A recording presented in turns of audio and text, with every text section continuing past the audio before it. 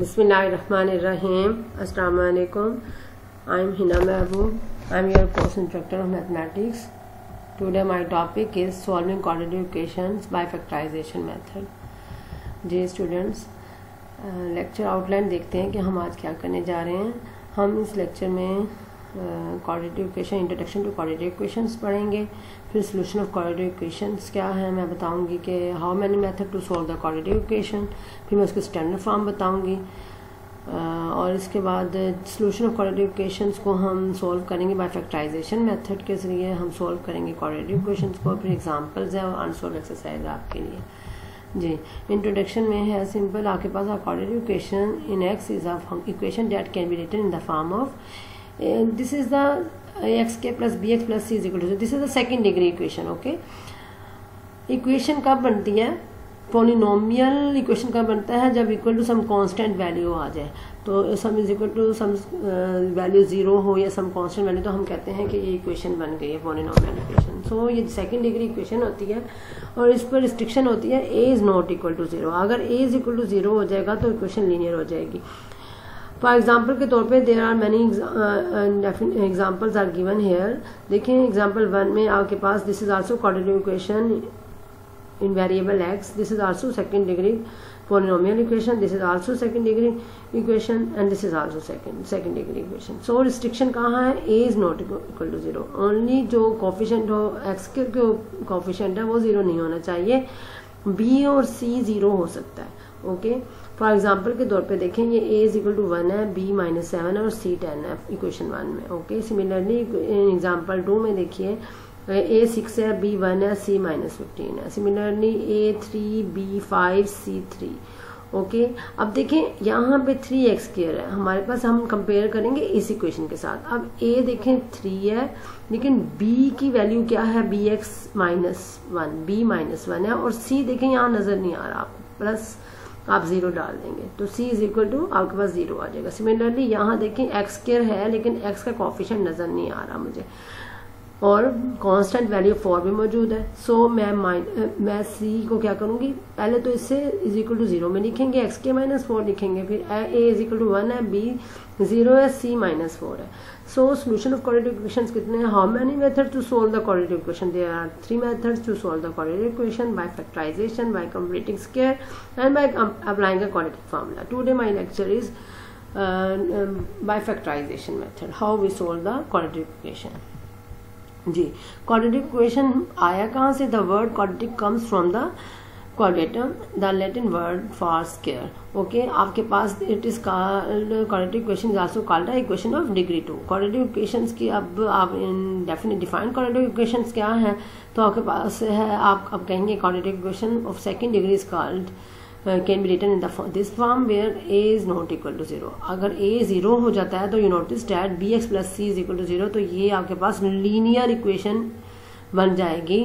Now it's not a quadratic equation. तो हमारे पास linear equation ये होती है। जी अब हमारे पास नेक्स्ट मोर क्विकली मैं आपको एक रिवीजन देती हूँ। फॉर एग्जांपल के तौर पे ये हमारे पास इक्वेशंस हैं। आप देखें यहाँ पे जो वेरिएबल है x और y 2 वेरिएबल है। सिमिलरली इसमें x ओनली 1 वेरिएबल है, इसमें x 1 वेरिएबल है और यहाँ पे कितने वेरिएबल्स हैं? x y z कितने वेरिएबल है? 3 वेरिएबल्स हैं। ये सिंपल आपके पास 1 वेरिएबल है, ये 1 वेरिएबल है, ये 2 वेरिएबल्स हैं, बट देखें इनमें डिग्री 1 है, इसमें भी डिग्री 1 है, इसमें भी degree 1। So this is the equation in 3 variable. Simple equations क्या हैं? इक्वेशंस डिफाइन है। डिग्रीज क्या होती हैं किसी भी इक्वेशन में? डिग्री क्या होता है? हाईएस्ट जो होती है पावर होती है वेरिएबल की, ठीक है, उसे हम डिग्री कहते हैं। डिग्री की डेफिनेशन दी हुई है। What is degree?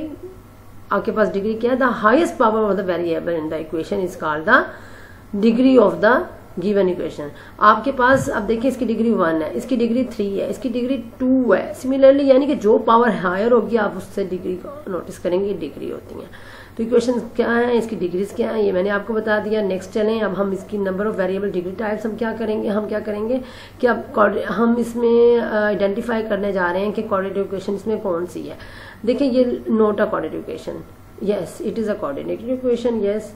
अब आप बताएं ये क्वाड्रेटिक है? नहीं, ये क्वाड्रेटिक नहीं है। क्यों? ये कि x और y 2 मल्टीपल में आ रहे हैं। Similarly this is also quadratic equation, x² + 8x = 40। This is also not a quadratic equation. We define quadratic equation, हमने क्वाड्रेटिक इक्वेशन को डिफाइन किया हुआ है इस फॉर्म में, जो होगी हमारे पास देखो इन वन वेरिएबल में है, चाहे वो a y square plus b y plus c is equal to 0 भी होता तो ओनली वन वेरिएबल होता तो मैं उसको भी क्वाड्रेटिक कहती। इसमें पावर 2 है, इसमें पावर 1 है, इसमें पावर 0 है, ठीक है। अनदर डेफिनेशन क्वाड्रेटिक इक्वेशन ऐसी होती हैं, उसकी पावर और क्या होता है, डिग्री क्या होती है, 2 होती है, और इसका जो ग्राफ होता है वो लाइक का कर्व शेप में होता है, हम इसको पैराबोला कहते हैं। फॉर एग्जाम्पल के तौर पे आप डेली लाइफ में आप ऑब्जर्व करें तो हम एक बॉल को फेंकते हैं तो वो किस तरीके से एक कर्व शेप में डाउनवर्ड या अपवर्ड हमसे फेंक सकते हैं। सो क्वाड्रेटिक इक्वेशन क्या है, स्क्वायर होती है और उसकी डिग्री 2 होती है। इसके बाद स्टैंडर्ड फॉर्म क्या है, ए एक्स के, अच्छा जो इक्वेशन गिवन हो हम उसे स्टैंडर्ड फॉर्म में इस फॉर्म में लिख सकते हैं। अगर इक्वेशन में किसी भी फॉर्म में गिवन हो हम इस फॉर्म में कन्वर्ट कर देंगे, इसकी स्टैंडर्ड फॉर्म कहलाएगी।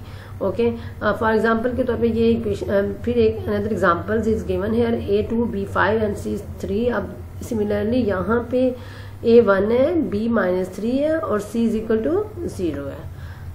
नेक्स्ट चलें, अब हमारे पास हिडन क्वाड्रेटिक इक्वेशंस कैसी होती हैं, ऐसी क्वाड्रेटिक इक्वेशंस भी हो सकती हैं जो इन अदर वेरिएबल में हो। देखिए ये मैंने आपको पहले भी बताया कि हम सिंपल एक्स ही जरूरी नहीं है कि एक्स वेरिएबल में ही क्वाड्रेटिक इक्वेशन होगी, हम इसको डब्ल्यू में, जी में, टी में, किसी भी फॉर्म में भी क्वाड्रेटिक इक्वेशंस को डिफाइन कर सकते हैं।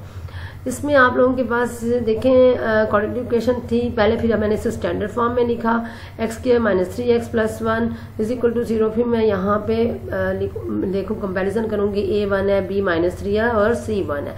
सिमिलरली यहाँ पे इसको पहले 2 को अंदर मल्टीप्लाई करेंगे, फिर -5 इधर ले आएंगे और फिर से सोल्व करेंगे। हमारे पास ये ABC की वैल्यूज की मैंने आपके पास।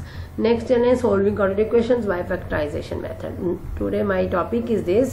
सो पहले तो मैं आपको इंट्रोडक्शन बता रही थी, सिंपल उसकी फॉर्म बताई, उसकी डिग्रीज बताई, हाउ रिकॉग्नाइज और किस तरीके से हम आइडेंटिफाई कर सकते हैं क्वाड्रेटिक इक्वेशंस को। आप क्वाड्रेटिक इक्वेशन को सोल्व कैसे करते हैं, फॉर एग्जाम्पल के तौर पे ये आपके पास क्वाड्रेटिक इक्वेशन गिवन है, ये 1 2 3 तीनों 1 और 2 में देखिए आपके पास x के + 5x + 6 है, तो आप इसको क्वाड्रेटिक इक्वेशन को फैक्टर कैसे बनाने हैं, जैसे बेटा आप लोग टेबल वैल्यूज पढ़ते हैं ना, 6 का टेबल क्या होता है, 3 to the 6 होता है। अब फैक्टर का मतलब होता है कि हमने इस इक्वेशन का फैक्टर इस तरीके से बनाना है कि जब मैं उसे मल्टीप्लाई करूं तो मेरे पास दोबारा से अगेन से यही लेफ्ट हैंड साइड आ जाए। ओके, अब आपके पास जो है यहाँ पे देखें इन द अबव इक्वेशन में आपके पास देखें आपने कैसे फैक्टर बनाए हैं। आपके पास ये प्रोसीजर क्या होता है आपको नेक्स्ट स्लाइड में बताती हूँ। सिंपली अभी फिलहाल ये है कि जब मैं इन दोनों इक्वेशन मल्टीप्लाई करूंगी तो मेरे पास इक्वेशन ये आती है। जब इन दोनों को सिंप्लीफाई करेंगे, सिंप्लीफाई करना हम जानते हैं, 2 ब्रैकेट्स को कैसे सिंप्लीफाई करते हैं, तो हमारे पास ये इक्वेशन आएगी। अच्छा, we will solving the quadratic equation by the method of factorisation. We have the following steps. हमने ये स्टेप्स फॉलो करने हैं। फॉर एग्जाम्पल सब पहला स्टेप क्या होगा, हम कन्वर्ट द जो हमें गिवन इक्वेशन होगी हम इसे स्टैंडर्ड फॉर्म में कन्वर्ट करेंगे, सच दैट हम फिर ये देखेंगे क्या a is not equal to 0। Yes, अगर नॉट इक्वल टू 0 तो मैं इसे फैक्टराइज कर सकती हूँ और ये क्वाड्रेटिक इक्वेशन ही है। ओके, तो मैं क्या करूंगी, मुझे क्या करना है, जो ए है, ए का एक्स स्क्वायर का कोफिशिएंट ए है और कांस्टेंट वैल्यू सी है, मैं क्या करूंगी, ए को सी से मल्टीप्लाई करूंगी तो मेरे पास ए सी आ जाएगा। और मैंने जब इनको मल्टीप्लाई करना है फर्स्ट ए और सी को, तो मैंने क्या करना है, मैंने ऐड करना है इस तरीके से कि ये मेरे पास बिटवीन बी वाली वैल्यू आ जाए। Now try to find the number whose product is a c and sum और difference is equal to B.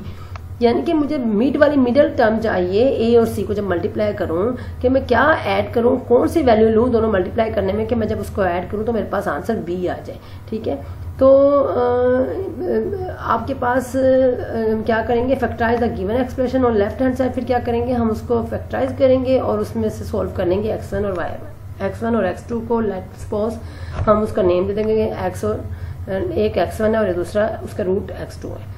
For example के तौर पे आपके पास ये इक्वेशन गिवन है 5x के -11x + 6 इज इक्वल टू 0।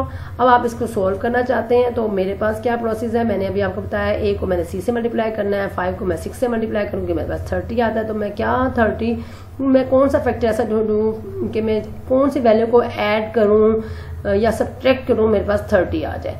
सो मैं क्या करूंगी, divide in 30 into 2 part such that their difference और सम इज 11 हो, यानी कि कुछ इस तरीके से 30 को मैं 2 पार्ट्स में डिवाइड करूंगी कि वो या तो मुझे सम या कुछ भी करूं कि मुझे आंसर 11 मिले लेकिन नेगेटिव 11 मिले।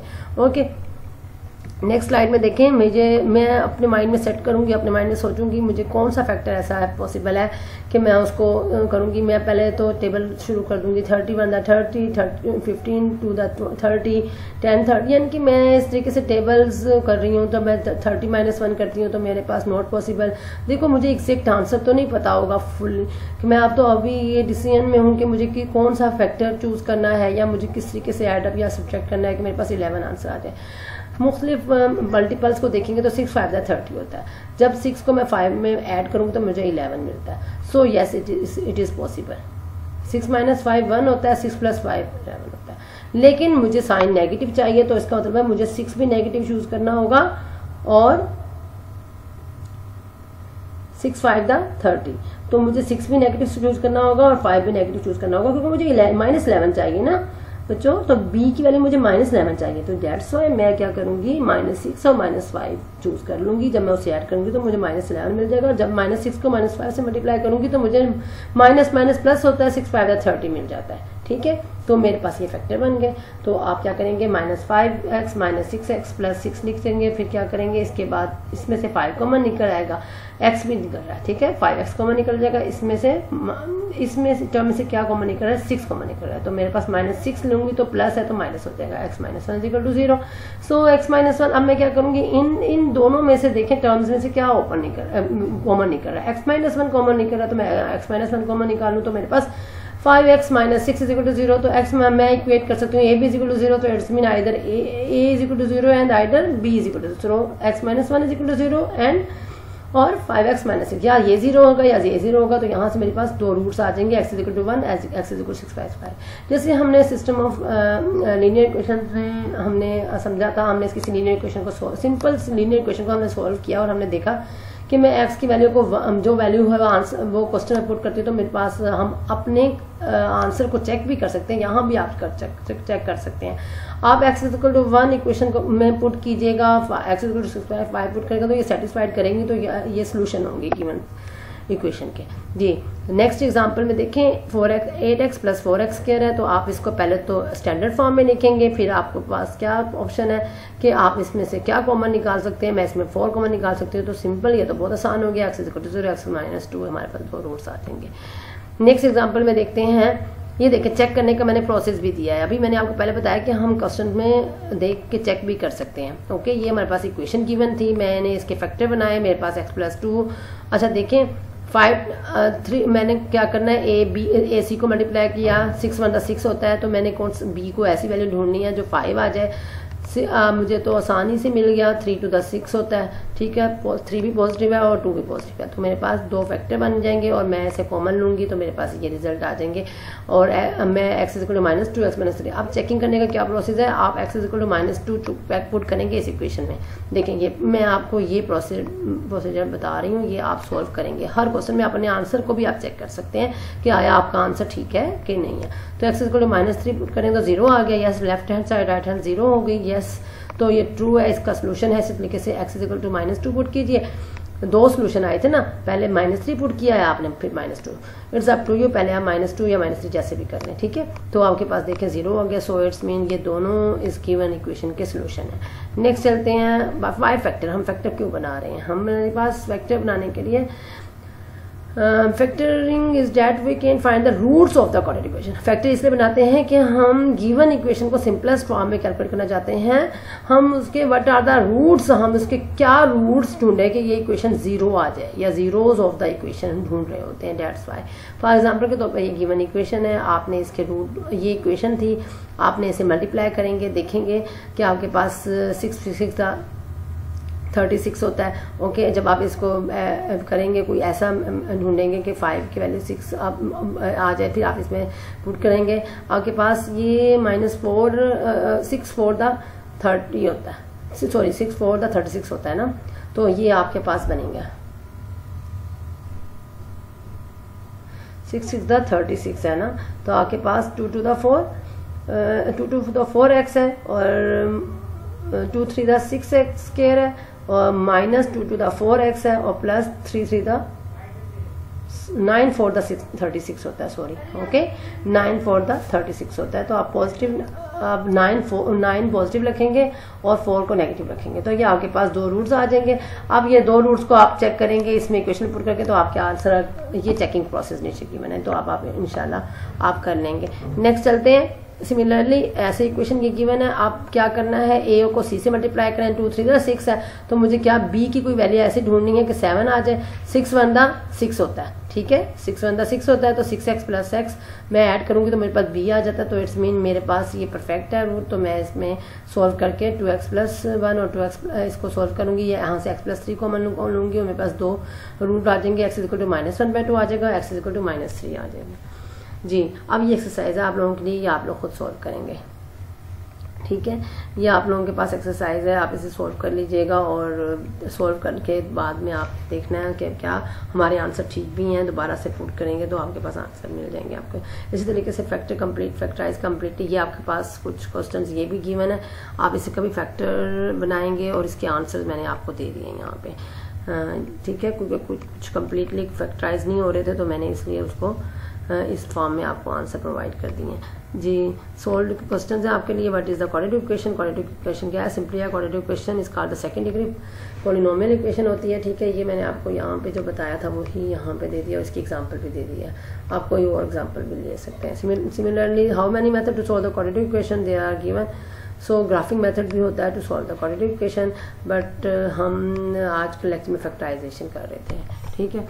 सो समरी में यही है कि मैंने आप लोगों को क्या करवाया, मैंने सिंपल आपको क्वाड्रेटिक इक्वेशन के इंट्रोडक्शन दिया और उसके बाद सोल्यूशन ऑफ क्वाड्रेटिक इक्वेशन बताया और 3 मेथड हैं बेसिकली जो हम इसमें हमारे कोर्स में हैं हम पढ़ेंगे उसमें, और नेक्स्ट हमारे पास ये इसकी एग्जांपल्स थी और अनसॉल्व्ड एक्सरसाइज की हमने, और कोई प्रॉब्लम हो तो मेरे से शेयर कीजिएगा। थैंक यू एंड अल्लाह हाफिज़।